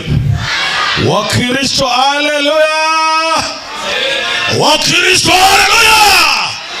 Bwana mchangamke na nyinyi mpaka useme kiroho kidogo ndio mchangamka namna gani? Naamini mambo yamekwenda vizuri na naamini mwalimu amejibu swali kana kwamba lilivyoulizwa. Kwa hivyo kwa wakati huu sasa naipeleka maiki hii kwa mwenyekiti mwenza, mambo yaweze kuendelea. Karibu mwenyekiti. Asante mwenyekiti, na umepiga vizuri ukionyesha uko tayari pia kwa ajili ya kubatizwa. Asante sana. Sasa na mimi nimpatie mhadhiri hapa kwa ajili ya kuendelea. Ni kweli, ni dakika 3. Ni kweli nilisema Yesu aliingia kwenye sinagogi ambalo ni msikiti wa Wayahudi. Sasa naomba mnisikilize kwa makini, niwape elimu. Sinagogi ilikuwa ni msikiti wa Wayahudi, na ukisoma Luka 4:16 ukiteremka chini pale, Yesu alipoingia kwenye sinagogi akaanza kujitambulisha yeye ni Masihi. Injili inasema Wayahudi wakamkataa, wakamtoa nje ya sinagogi, wakamrusha nje ya sinagogi. Yesu alipokataliwa kwenye sinagogi akasema hivi, Ufunuo 2:9. Nipe mwalimu wangu. Ngoja tu niwarekebishe, si mmeniwekea mimi mzigo. Ngoja tu niweke tafadhali. Ufunuo 2:9. Ufunuo 2 na ile aya ya 9. Walipomfukuza Yesu kwenye sinagogi la Wayahudi ambao ni msikiti wa Wayahudi, Yesu akasema hivi, inasema twende, naijua dhiki yako na umaskini wako, lakini wewe utajiri. Najua na makutano ya hao wasemao, najua na matukano hao wanaosema ya kuwa sahi wanakubali ni Wayahudi, ni Mayahudi, lakini nao sio Wayahudi, bali ni sinagogi la Shetani. Kama sinagogi ni msikiti, basi msikiti ni jengo la Shetani. Na Yesu akakanusha akasema hivi, Ufunuo 3:9, Twende Ufunuo 3:9. Ufunuo 3 na ile aya ya 9. Twende. Inasema ifuatavyo. Wape. Neno la Mungu linasema, tazama nakupa walio wa Yesu anasema sinagogi. nakupa. Yesu anawakataa akasema nakupa walio wa sinagogi. La Shetani. Sinagogi ni jengo la Shetani. Yesu akakataa, kesa sitawahi kuingia tena humo. Yesu alipokataa akasemaje? Mathayo 16. Kitabu cha moja inatosha. Mathayo 16:18. Yesu alipokataa sinagogi akasema hili sinagogi ni la Shetani. Yesu alisemaje? Mathayo 16:18. Inasema, twende. Nami nakuambia wewe ndio Petro. Twende. Na juu ya mwamba huu twende nitalijenga kanisa langu. Bwana asifiwe. Yesu akasema sinagogi ni la Shetani na nitajenga kanisa. Amen. Tuko pale pale. Swali liliulizwa Kutoka 28:10 nasema, lakini siku ya 7 ni sabato ya Bwana Mungu wako. Tunataka Mazingi atupe andiko, lakini siku ya 7 ni sabato ya Ellen G. White. Tunasilimu. Aya kutoka ndani ya Biblia au Qur'ani. Andiko. Mwenyekiti hakuja poa. Karibu. Mwenyekiti anasema hawajapoa. Umeona bwana? Na sisi tunasema hatujaboa. Nyinyi hamjapoa na sisi hatujaboa. Mpaka sasa hivi bado tunaonekana 3-0. Wakati huu sasa nitakao ukae aje huyu. Anakuja huyu. Kishakuja. Kishabadilisha mwingine. Wewe kabadilisha mwingine kabadilisha, mimi nitakalibadilishe. Wewe unataka kubadilisha mwenyewe? Njoo profesa. Karibu. Asante. Unajua huu umekuwa mtihani. Ngaje Mbogo atamalizia. Umekuwa mtihani. Kile kitabu cha Magdalene White kakitoa huyu bwana alikisema, huyu akakikubali. Alikubali kitabu, alikikataa. Vipi? Anauliza tena swali, tuambie sabato kaanzisha Magdalene White wakati yeye ndio aliyosema. Yule mama alikuja kulisisitizia jambo la sabato, si ndio aliyosema yeye? Hii si anamshangaa huyu. Namshangaa. Andiko la nini? Hivi mimi nauliza, wewe unataka andiko kwamba sabato ni Ellen G. White au sio? Si ndio unataka? Nimesema hivi, Isaya 1:13. Soma Muba, usilete ujanja hapa. Isaya 1:13. Inasemaje? Unajua alipokuwa anasoma yule bwana basi ishachanganyikiwa. Unaleta ujanja hapo. Mnatakiwa nyie mjibu. Isaya 1:13 inasema, mwalimu. Naomba imani kwa wapi? Fanya haraka. Isaya 1:13. Tuwasomee. Naona macho hayaoni. Inasema, msilete tena matoleo ya ubatili. Jamani, sikilizeni. Msilete tena. Mungu anasema matoleo ya ubatili. Uvumba ni chukizo kwangu. Mungu anasema uvumba unamchukiza. Endelea. Mwezi mpya. Na sabato. Na nini? Na sabato. Rudia tena. Na nini? Mwezi mpya na sabato. Ni nini? Kuita makutano si hawezi. Maovu hayo. Bas, Mungu anasema sabato ni maovu. Si Biblia hiyo. Wewe Magdalene Ellen White wa nini? Mungu kasema sabato ni maovu. Sasa nyinyi mkatae. Tunataka andiko. Andiko la nini? Lete.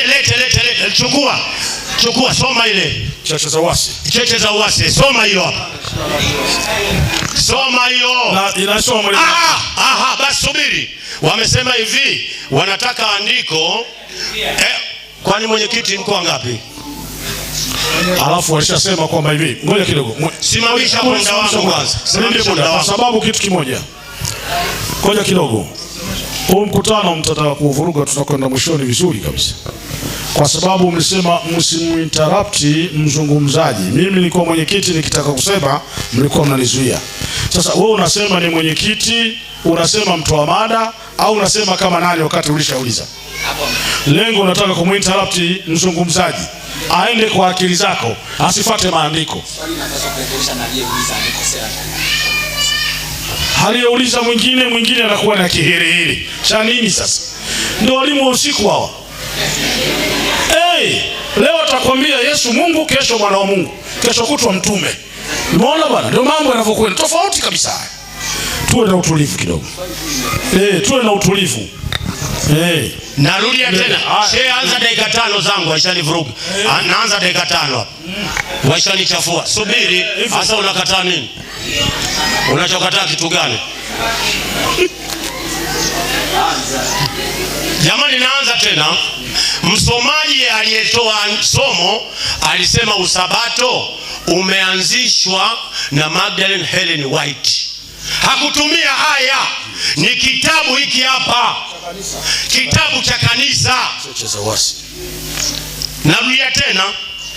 Aliposimama huyu akasema kweli huyu mama aliukuta usabato akauendeleza. Alisema kusema. Sasa hivi wanandai lete haya usabato kaanzisha Magdalene White wakati huyu alikubali. Kuna kitu hapa.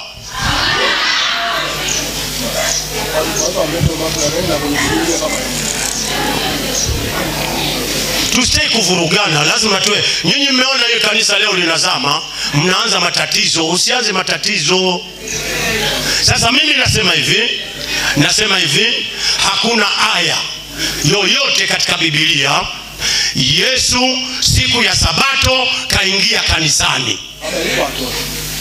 Mimi mama Magdalene na achana. Yesu asema jitieni nira yangu mjifunze kwangu kwa kuwa mimi ni mpole na mnyenyekevu wa moyo. Hakuna haya toka dunia imeanza mpaka itakwisha. Yesu siku ya sabato kaingia kanisani. Imetolewa aya Yesu siku ya sabato kaingia msikitini. Akasema sinagogi nina mashetani. Ni wale wanaosema Yahudi akisema yeye ni Myahudi, huyo ni sinagogi la shetani, sio nyumba. Usitaki kuchanganya watu. Wataka kuwachanganya watu hapa. Kwa hiyo mimi na mdefense ndugu yangu hapa alipotumia kile kitabu. Sasa nitakuja kuulizwa sasa. Hiki ni kitabu cha kanisa. Nyewe wa sabato. Leo wa sabato wenzenu wanakataa kitabu cha kanisa. Ndio maana anasema lete aya Magdalene kaanzisha usabato. Sasa mbona mnamfuata kama aya hakuna? Na hela zake wanachukua. Na hela zake mnachukua kutoka Marekani. Nyie vipi? Hii kaanzisha kampuni afu unakataa sio bwana kampuni. Yaani mtu amekuajiri kwenye kampuni yake, unachukua hela alafu unamkataa. Akisikia anakufuta kazi. Mnasemaje hapo, sawa si sawa?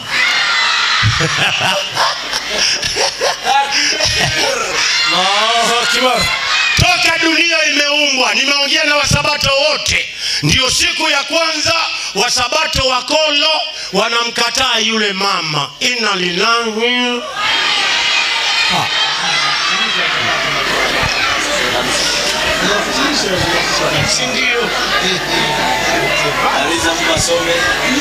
Bado ngapi? Bado mbili. Nyingi. Nyingi. Hebu nyinyi Waislamu wanasipate tabu. Hakuna aya. Mimi na hapa. Wallahi na hapa. Kama nasema uongo Mungu afute amali zangu zote. Na hapa. Hakuna aya kwenye Biblia ya King James Version, Revised Standard Version, Union Version, Imprimatum, Jerusalem Bible, International Bible, Arabic Bible, Yesu siku ya sabato kaingia kanisani. Kama ipo hapa leo wote amtoki mtabatizwa. Hata kama alipita kwenye mtaa. Wewe subiri.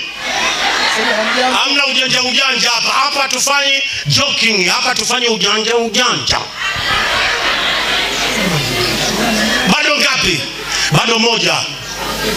Mimi nafanya conclude. Kuna mdogo wangu alikuwa anataka hapa lakini hakujua njia ya kupita, kwa hiyo yeye atakuja atamalia. Nasema hivi, kuanzia leo wa Sabato, mkiamini Mungu alipumzika, basi Mungu huyo ni dhaifu. Nyinyi wa Sabato, Mungu jamani, Mungu anachoka? Anayechoka ni yule akifanya kazi anapumzika, ndio anayechoka. Mungu hachoki. Inakuwaje siku ya 7 apumzike? Labda huyo Mungu kuli. Wewe subiri kwanza. Mmenielewa mjanielewa? Hata wa Sabato wenyewe wakiwa katika shughuli zao za kisabato, mama wa kisabato na baba wa kisabato, kuna shughuli wakifanya, wakichoka wanafanyaje? Wanapumzika. Mmenielewa amjanielewa?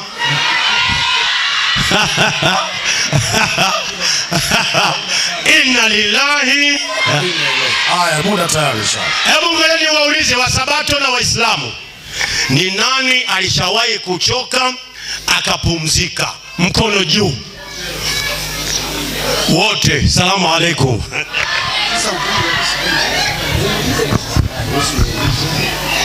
Sallallahu ala Muhammad. Sallallahu ala Muhammad. Takbir. Bado takbir. Asante. Waislamu raha usio raha. Wakristo haleluya. Mwenyekiti alikuwa ajui. Mwenyekiti naomba jitambulishe. Naitwa Mubaraka Christopher Kunkuti Thomas na Njonjo. Hili ni jina kamili na wala sio kitendawili. Manake uliuliza alikuwa kwaje? Nilikuwa kanisani, nimetoka nimekimbilia msikitini. Na nilikuwa nani? Maana nitakueleza, nikieleza mipito yangu yote utajua. Walimu walionifundisha Sunday school yote wako kwenye kichwa hii. Wengine washatangulia mbele yake, wengine hawapo. Na mpaka babangu hivi ninavyokuambia, kazi kwa kaekiwa na msalaba hivi, alama ya kukosa. Yaani maana yake inna lillahi. Kwa hivyo kuna vitu ambavyo ukisema tu bwana wewe unapendeza uje huko, nishapakimbia huko. Hapa nimekuja leo kwa sababu tu naweka mambo sawa. Yaani napozoea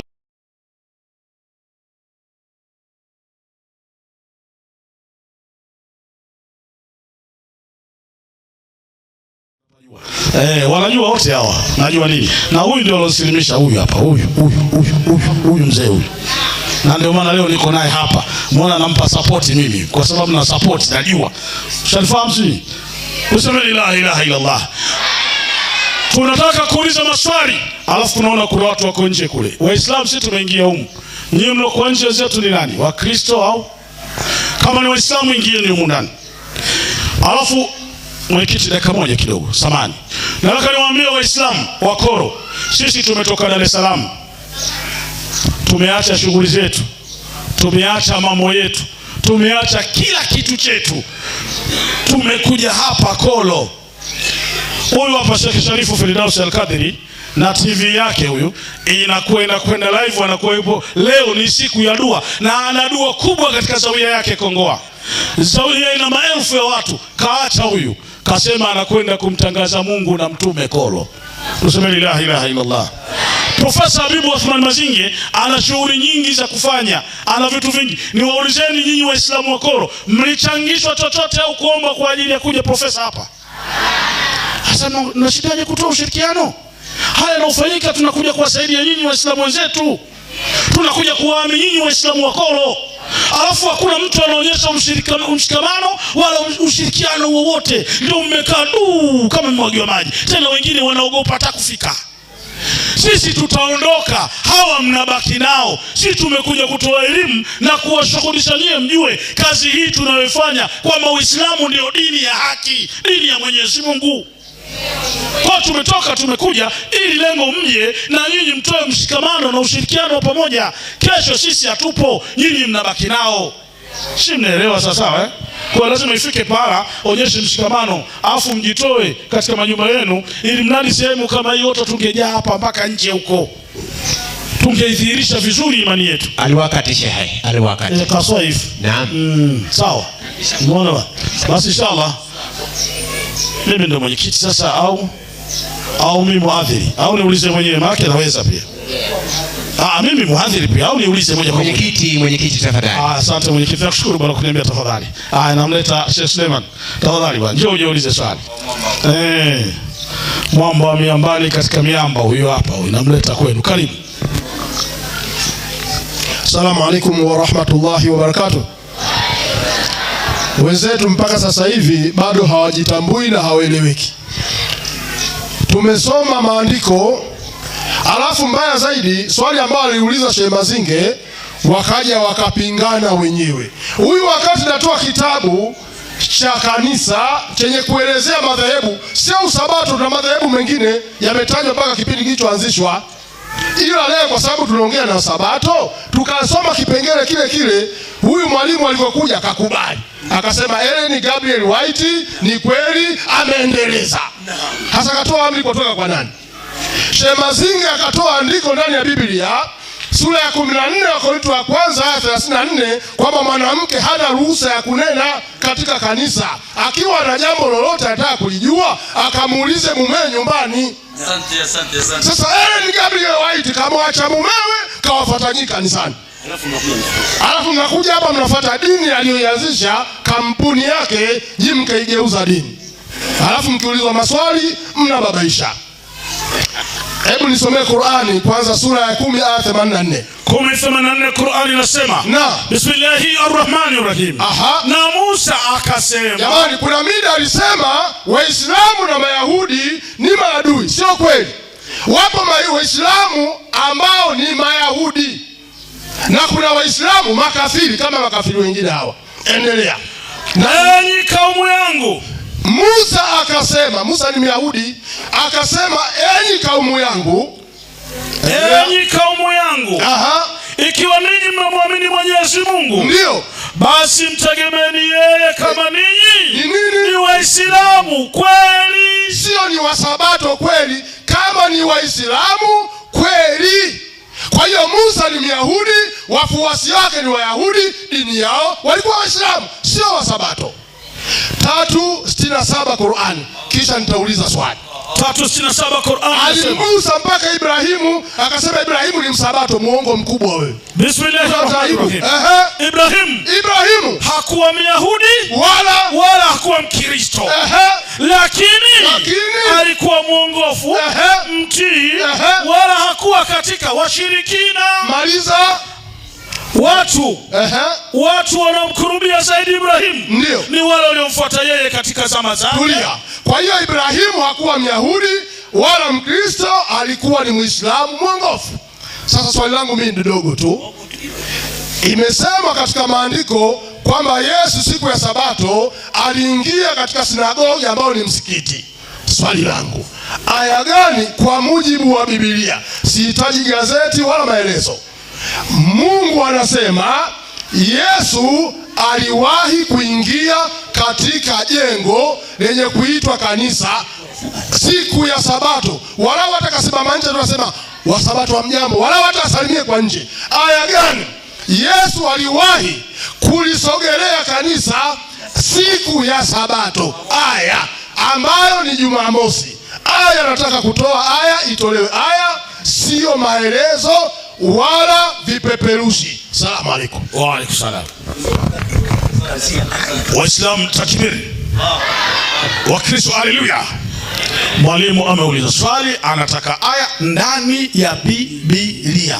Ndani ya Biblia. Elewa swali mwalimu unakuja kujibu. Ndani ya Biblia. Aya gani Yesu aliwahi kuingia katika kanisa siku ya Sabato? Karibu mwalimu. Haya, sasa naomba zile chujio ziwake kwa ajili ya kuchuja ukweli. Na mimi sina muda wa kupoteza, ninamuinua tayari muhadhiri kwa ajili ya majibu.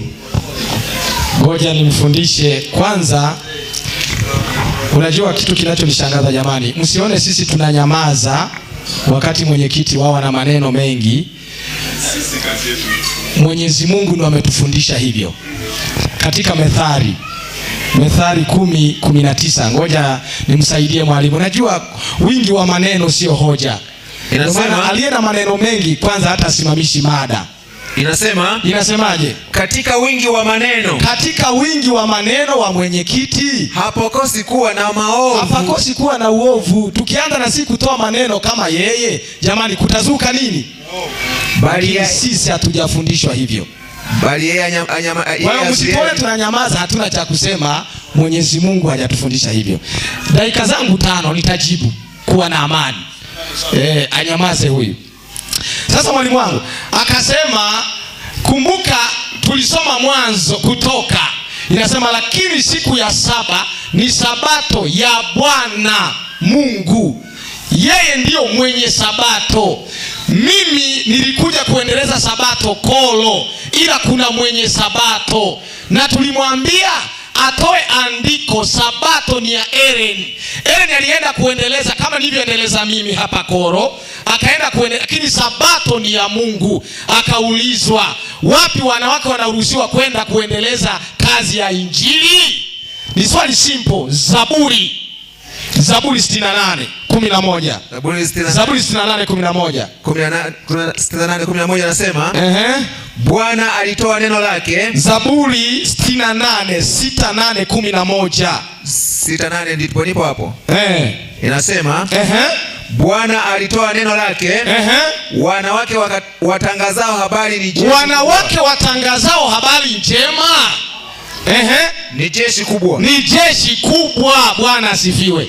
Sasa yeye anasoma aya eti mwanamke asihubiri hapa mimbarini. Ni kweli mwanamke hapaswi kuhubiri, lakini wanapaswa kuwa wamishenari, wakaseme na wanawake kule wa Kiislamu wawe wa sabato. Wanawake wanaruhusiwa. Irudie mwalimu. Nirudie. Rudia tena. Bwana alinitoa neno lake. Twende. Bwana analitoa neno lake. Wanawake watangazao habari njema, jeshi kubwa. Jamani, wanawake wa kisabato muende huko mkawahubirie hawa waje. Mnaruhusiwa. Sasa amesema dini yetu imeanzishwa na mwanamke. Amesahau Muislamu wa kwanza ni mwanamke. Maisha ya Nabii Muhammad. Mpe hiyo. Kitabu cha maisha ya Mtume Muhammad ambacho kimeandikwa na Kadhi. Twende mwalimu wangu, twende tu haraka. Twende. Inasema katika ule ukurasa wa 18. Twende. Inasema Waislamu wa awali kabisa. Waislamu wa kwanza kabisa.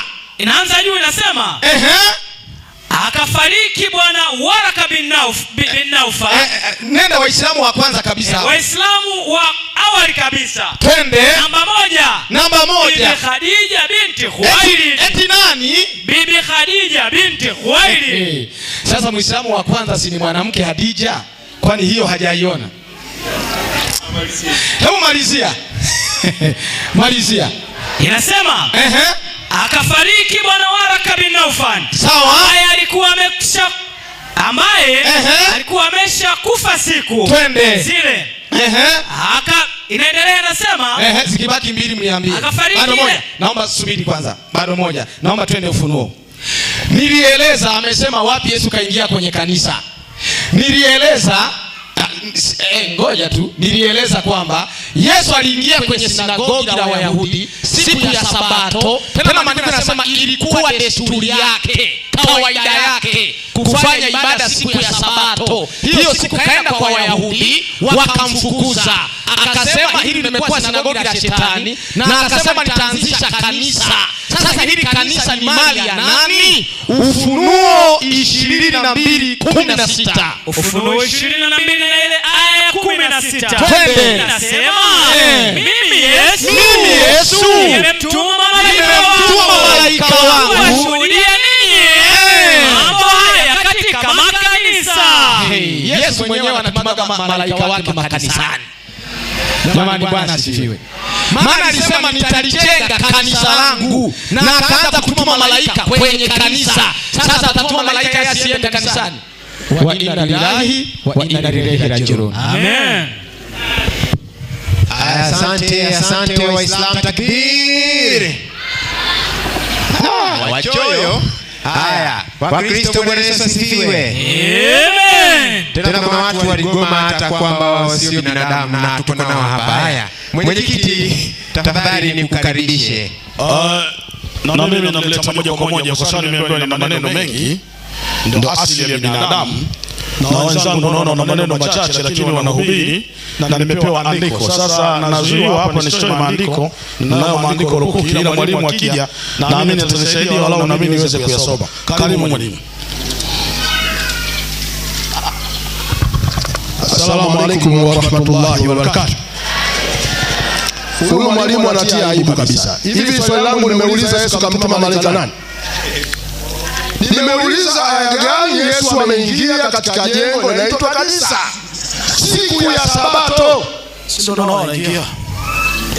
Ili msitumalizie viwanja tu hapa. Wapi Yesu kaingia katika nyumba inayoitwa kanisa siku ya Sabato? Wewe mwenyewe umeshuhudia kwamba Yesu siku ya Sabato aliingia msikitini katika sinagogi. Leo unalalamika eti anatoa Ufunuo 22:16, mimi sijui. Anzia 15.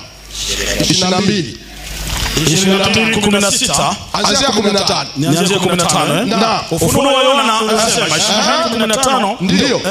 Unasema mwalimu? Ndio. Hii hapa inasema Ndio. Huko nje wako mbwa na wachawi na wazinzi na wauaji na waabudu sanamu Jamani, hao wanaoabudu sanamu ambao wa Kristo. Endelea. na kila mtu apendaye uongo na kufanya. Maliza. Mimi Ndio. Yesu Ndio. nimemtuma malaika wangu. Yesu anashuhudia ni wazinzi, wachawi, wanaoabudu sanamu katika makanisa. Hajasema Yesu kaingia kanisani. Huo ni ushuhuda, wanaambiwa watu wanaotenda maovu wapo katika kanisa. Sasa wapi Yesu kaingia katika jengo linaloitwa kanisa siku ya Sabato? Ndio mada yetu. Haelewi mpaka sasa hivi. Kwa hoja yangu ya msingi swali liko 38:3 Ayubu. 38:3 Ayubu inasema Posho hiyo. basi jifunge viuno kama mwanaume. Basi jifunge viuno kama mwanaume. Maana nitakuuliza swali nawe nijibu. Sasa kama wewe sio mwanaume, waambie hao. Kama wewe ni mwanaume kweli sio mwanamke, toa aya ndani ya Biblia. Aya gani Yesu aliwahi kuingia katika kanisa siku ya Sabato? Kama kidume kweli jibu, kama demu usijibu. Sasa sikilizeni jamani, majibu yanayokuja ya mwanaume au ya mwanamke. Karibu. Sallallahu ala Muhammad sallallahu alayhi wasallam. Na niseme kitu, Waislamu takbir, Waislamu takbir. Swali mmeelewa? Ni Waislamu mmeelewa swali? Wakristo haleluya. Wakristo mmeelewa swali? Mmeelewa swali? Mbona hamjibu kama ndio au hapana? Swali, wapi andiko siku ya Sabato Yesu aliingia kanisani? Asante, swali limesikika vizuri. Sasa niwaite wahadhiri kwa ajili ya kujibu. Bwana Yesu asifiwe. Jamani, Bwana Yesu asifiwe. Waislamu takbir. Hata hiyo mtaki. Haya. Mwadhiri karibu. Unajua hawa wataelewa tu pole pole, taratibu tu wataelewa tu. Naomba mnisikilize. Naomba mnisikilize. Isome vizuri Luka 4:16. Isome vizuri. Kwa sababu huyu hanielewi, najua ninyi mtanielewa. Si lazima huyu aelewe. Anajifanya haelewi. Luka 4:16. Luka 4. Twende. Ile 16 anasema akaenda Nazareti. Yesu akaenda Nazareti. Hapo alipolelewa. Na siku ya Sabato Sabato akaingia katika sinagogi kama ilivyokuwa desturi. Niwaulizeni swali, desturi ni nini? Si ni kawaida yake? Kawaida ya Yesu napaswa kuelewa. Wakati ule wa Wayahudi ilikuwa ni kwenda kwenye masinagogi yao siku ya Sabato kufanya ibada, ndio ilikuwa kawaida yake. Na alipoenda kwa Wayahudi nikawaambia, wakamkataa. Kama wakamkataa, huyu sio mkombozi wetu. Yesu akasema sinagogi limekuwa jengo la shetani. Akasema nitaanzisha kanisa langu, na nimetoa ufunuo. Yesu anatuma malaika wake kanisani. Jamani, Bwana asifiwe. Huyu wapi haelewi? Na bado Yesu akasema huyu ni Yesu. Akasema hivi kwenye Marko 2:27, mpe hiyo Marko 2:27. Sibaki 27. Marko 2:27 inasema, sikiliza maneno ya Yesu. Yesu akawaambia Sabato ilifanyika kwa ajili ya wanadamu. Yesu akasema Sabato ilifanyika kwa ajili ya kila mwanadamu. Wangapi wanadamu hapa? Kama wewe ni mwanadamu, wengine hawezi kukubali kama ni wanadamu. Na si mwanadamu kwa ajili ya Sabato. Kwa Sabato ifanyike kwa ajili ya mwanadamu. Yesu anaendelea kusisitiza Sabato ilifanyika kwa ajili ya Mungu, kwa ajili ya mazinge, kwa ajili ya Waislamu wote waliopo hapa. Na nikatoa andiko hili na tena naomba nisisitize, Baruani Qur'ani 16:24. 124. Qur'ani 16:24. Qur'ani 16:24. Hakika siku ya Sabato. Jamani, Bwana asifiwe. Hii Qur'ani inasema hakika, yani Mungu akatae asikubali. Qur'ani inasema hakika siku ya Sabato Jumamosi. Soma ufafanuzi wake. Ufafanuzi yake inasema, okay, sawa. Inasema wala sio kuitunza siku ya Ijumaa. Qur'ani inasema sio kuitukuza Ijumaa na kuiacha Jumamosi kama ilivyo katika. Kwanza Uislamu wa kweli ni kutukuza Jumamosi, sio Ijumaa. Na kuacha Jumamosi. Endelea. Nasema kama kuwa katika Uislamu wahitirafiana na alivyokuwa kukataa Jumamosi ni kuhitirafiana na Ibrahimu, sio LGYT. Bwana Yesu asifiwe. Bwana asifiwe. Amen. Bado moja, Matendo 7. Anasema wapi Yesu alikuwa kanisani? Kanisa ni la kwake, atakuwemo tu. Matendo 1. Matendo 7 aya yake ya 38. Matendo 7. Twende.